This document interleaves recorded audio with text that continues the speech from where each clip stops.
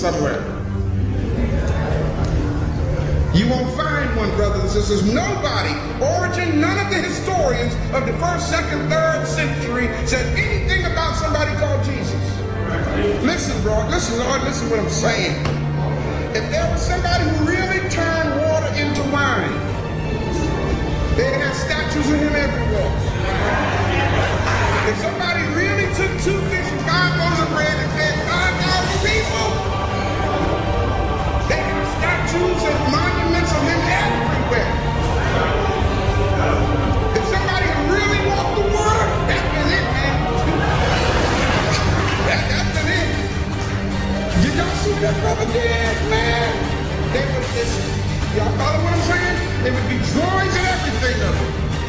Not one iota of evidence anywhere on this planet. We have someone who has really perfected as much as anybody, anywhere in the world, with courage, creativity, incredible intelligence, the art and the science of visual documentation. You know, there aren't many people in the world who can do that. African people, if you start talking, ask somebody for their documents from 2000 BC and before. Ask anybody in the world for that. And see what you come out with. Ask African people for their documents 2000 and before.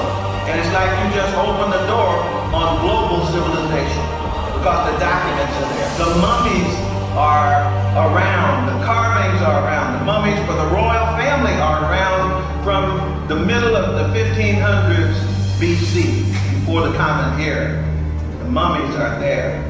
And so to have someone who has scoured the whole world, gone to Kemet, I don't know how many times Brother Quayson got over there. Kush was the mother of it all and spread out throughout the entire world and talked about people all over the world. Very few African historians were doing that. Brother Quayson is one of those people who has kept time in order. He knows where he is in time and where we are. He knows where he is in space and where we are. You may go on to talk about one thing, but by the time those questions come, they're coming from all over the place. Every topic imaginable, and you got to give a President Benner yourself. He would have to be awesome. So it's a real honor, extra special pleasure for me to have the opportunity to get back here just in time to introduce my brother, your Baba, one of the greatest Africans living, one of the greatest Africans who will continue to serve, one who will always tell us the truth. I trust.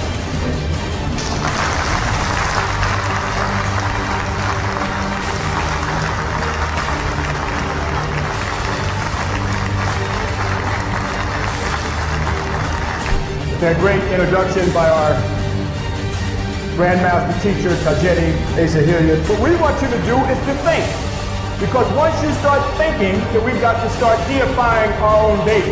That's why we have the problems that we have in the community, because we have not deified ourselves. In fact, the enemy has become the deity in the spiritual subconscious of our mind. We deify white folks, but we don't deify our own enemy. Look at this. The true African Jesus right here. Christ teaching among the apostles 300 AD. There was no Michelangelo yet. There was no Pope Julius II in 1505 AD yet. There was no Bartholomew de las Casas yet. This is what he looked like then. Wall painting in Rome. The young, beardless Christ, it says. They say if you want to keep something from black folks, just stick it in a book. There you go. Huh? That's right. Let's go after this now, brothers and sisters. This is the oldest picture of Jesus yet. Who was he? He was part of an African secret society called the Essenes. The Essenes, also part of an ancient Gnostic system. These were the first early Christians that came up out of the Nile Valley. Gnostics means the knowers of the truth. They knew where the spiritual concept that came up out of the African Nile Valley goes all the way back to a trinity called Isis, Osiris, and Horus. But the historical Jesus was an African Hebrew revolutionary. This goes back to 300 AD in Dibbatella, Rome, clearly showing here the young beardless Christ Right here, this is the picture. At 300 AD was during the time of the Diocletian persecution when they were murdering North African Christians. These are the pictures that they left us at that time. In fact, the older the book, the more truth you can find in it. For instance, this book is The Trials of Jesus. Christ condemned to death by the Jews as a political offender. It says embarrassing fact that Jesus was actually executed as a political offender. Wasn't Malcolm X executed as a political offender? Martin Luther King and many others?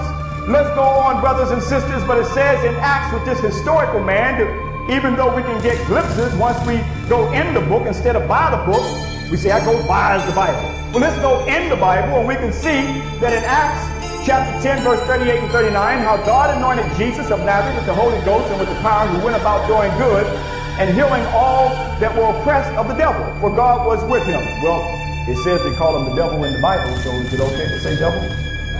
And we are a witness of all things which he did both in the land of the Jews and Jerusalem, who they slew and hanged on a tree. Well, what happened to put on the cross? Well, here I got one of the oldest pictures, still in Rome, with him hanged on a tree. Now this is what they have, but I also notice as he's hanging on the tree, it's identical to our brothers who equally were hung on the tree. We are the crucifixion.